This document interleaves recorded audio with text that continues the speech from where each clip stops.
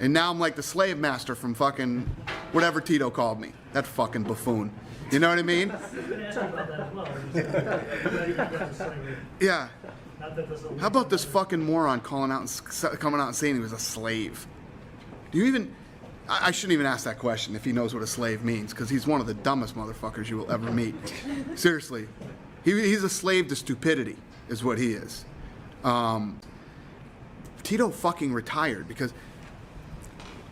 Don't you remember sitting through his stupid fucking 45-minute press conferences? Like, you'd ask him a question and he'd ramble on for 45 minutes about shit that made no sense.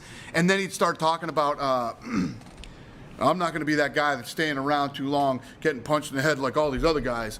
I'm gonna be an actor. I'm an actor. I was blessed with the gift of acting and all this other shit. As a manager. Yeah, I'm gonna call the fucking buffoon on the phone and...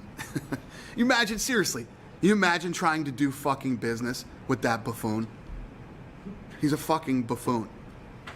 Try to have an educated conversation with him. It's not possible. You can't have an intelligent conversation with him.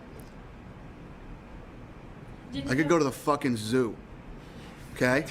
Go over to the fucking monkey cage and have a better interaction, you know, a more intelligent interaction with the monkeys at the zoo than the buffoon. Sorry, go ahead. I've said it many, many times. Tito, not very smart. Not an intelligent guy. He's just not. I'm not being mean. I'm not being rude. The worst thing about Tito is Tito's one of those guys that thinks he's smart, but he's not. And those are the most dangerous type of guys, okay? He's fighter, punch drunk, fucking CTE. Listen, man, I'm an intelligent fucking guy. I wouldn't be where I am if I wasn't. I see a lot of guys who have conversation skills, and there's conversation skills a little punch drunk. I am not that person. I'm a hard-working man.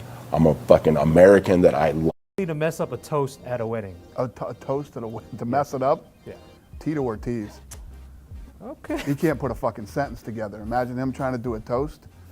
That'd be a fucking shit show. Most likely. In UFC here at MGM and save the world. Tito's buying, dude, first of all, Tito is the cheapest motherfucker on planet Earth, okay? This guy doesn't spend a dime for anything. He offered to buy the tickets. The two Shamrock knuckleheads ought to take him up on that one. We know Ken doesn't have the money. Frank probably doesn't either, but let Tito buy. The Super Friends. I love it. Let Tito buy. Yeah, let Tito buy. It's the fucking first thing he'll ever fucking put his hand in his pocket and pay for. Good? Anybody have dating advice questions or something? Yeah. Anybody need to know how to pick up chicks or anything? Is there anything you want to tell us? Is there anything you're working on or anything like that that you want to let us know about? I already told you more than I wanted to tell you. All right. You want to promise We to hang appreciate line that. off Mandalay? Yeah. If you guys can work out the deal with Mandalay, I'll do it. Good luck. All right. Thanks, Dana. Thank you, Dana. Bye, guys. I accepted, I prepared for it, I've sacrificed, I've done everything I needed to do to hold up my end of the deal. If you do a deal with me, a deal's a deal. 215. I'm ready. So the last part of this thing is weighing in. If Tito doesn't show up, then that's it. I've done everything I was supposed to do. You're closer than you think. 197. I think in the beginning when we first signed the contract, Tito had every intention of fighting me. Maybe he heard how serious I did take it, and he didn't take it that serious. And I think Tito started thinking, you know, this really wasn't a good idea. It's a lose-lose situation for me. If I beat the shit out of him, that should have happened.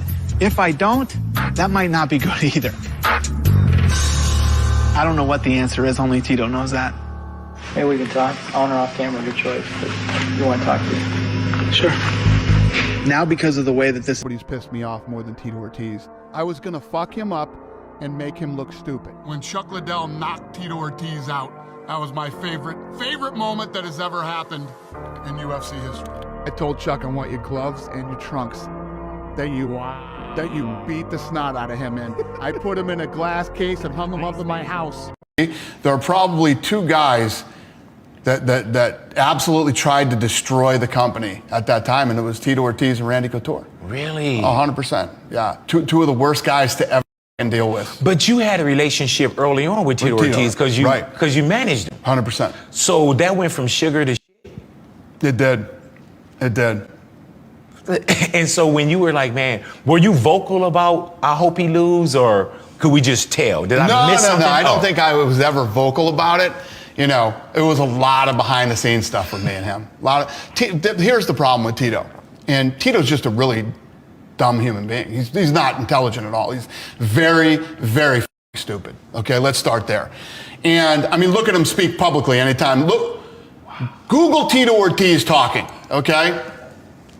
And I don't have any beef with Tito anymore. And Tito, I can you tell. know you're stupid, Tito. You know you are. So Tito we'd be coming up to a big fight that was on Saturday, right? Deals have been done for months. Tito would call and say, I'm not going to show up unless you pay me another $150,000 or whatever the number was.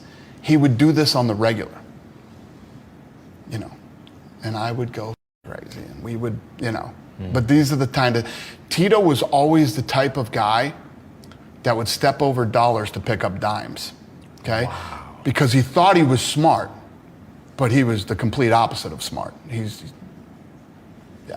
not a smart guy. So he destroyed what could have been an incredible relationship because we loved Tito at the time. Right. You know, Tito was our guy. Tito was my guy. Frank and Lorenzo loved Tito. And, you know, he absolutely destroyed a relationship that he could have had for the rest of his life over nickels. Nickels. Tito Ortiz, I think we have a picture of him here. I don't know what his beef is with you. Not happy with you. Maybe just not happy that he doesn't have pants. Have you guys you guys have had a running feud for a long time. Have you ever fought that guy? No, we were gonna fight one time in a boxing match, but I actually never told this story publicly before. But we were on a private plane on our way to Japan, and it was my partners, the Fertitta brothers, myself, Tito Ortiz, and our matchmaker at the time, Joe Silva. And Tito and I were messing around, and he put me in what's called a neck crank, and I was tapping, and he didn't stop. So tapping means you gotta let go. Yeah. And you can seriously hurt somebody in a neck crank, especially as big and strong as Tito is. So I just started blasting him in the ribs, started punching him in the ribs, and when he let go, just jumped up, and it was a full-blown fist fight in the plane. Here's the problem with Tito, and Tito's just a really dumb human being. He's not intelligent at all. He's very stupid. Okay, let's start there. And I mean, look at him speak publicly anytime. Look. Google Tito Ortiz talking. You know, we'd be coming up to a big fight that was on Saturday, right? Deals have been done for months. Tito would call and say, I'm not going to show up unless you pay me another $150,000 or whatever the number was. He would do this on the regular. Tito was always the type of guy that would step over dollars to pick up dimes. Right. It's you know, I'd be a liar if I said no. Of course not. I'm always neutral, and there'd never be a situation where I want. Right. You know how many times Tito fought that I wanted to see him just get his ass whooped? That's why you kept extending this contract. Exactly. All right, we're going to give you 3 more fights. 3 more fights. Every time he got beat, it was absolute fun for me. It was really, like, though? Yeah, oh, crazy. Yeah. What's you guys' Tito and I hated now? each other, man. Are you guys good now? We're cool. You know what I mean? It is what it is now. But back in the day, it was real bad. Really? There was this thing where it was like me and Chuck Liddell versus Tito Ortiz. Wow. That's what it was like. Yeah. So Chuck was your guy. Yeah. I heard that. Yeah, Chuck. Did you ever get to Chuck and say, hey, man, you know, you knock him out, I'll give you an extra 15, 20, 50,000? In the 13 years that I've been in this business and owned this company, only time I've ever done this. When Tito and Chuck fought for the first time, I told Chuck, I want your gloves and your trunks. Wow. That you beat the snot out of him in. I put him in a glass case and hung him up in my house. That is awesome. Yeah. Look what I got. That's the fact. I hung it up right in my house, too. Every time I walk in my door, the trunks were right there. Oh, my God. Did Tito know that and before now? I don't think so. He knows now.